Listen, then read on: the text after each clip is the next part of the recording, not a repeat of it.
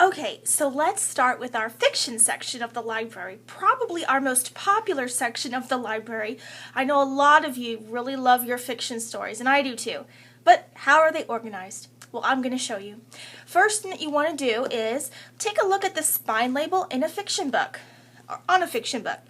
It's going to show you some very important information that'll help you to put your book back correctly and also to find your book when you look it up in the catalog.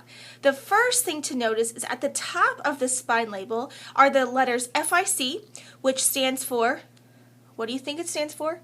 You're right, it's fiction. We just abbreviated it. And the second set of letters are the first three letters of the author's last name. All of our fiction books are organized alphabetically by the author's last name. So if you know the author's name, then you can know where it would be on the shelf if it is shelved correctly. So FIC, fiction section of the library, the last three letters are the author's last name. Of course, and you also know, of course, that on the shelves in the fiction section, we have those letters that are labeling the shelves, showing you where the A's are, where the B's are, all the way through Z. So all you have to do is kind of just look around. But Miss Montgomery, my fiction book is part of a series, and it's not on the shelf. So where do I go next? If you have a series book, that's one of our popular series books.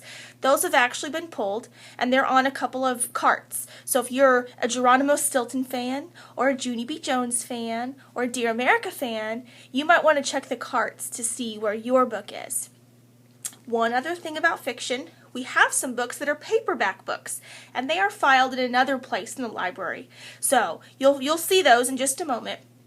But the spine label works pretty much the same, except for it has an additional couple of letters. PB stands for, yes, paperback. So if you find that your book has a PB on it, you're going to need to go toward the paperback books that are fiction.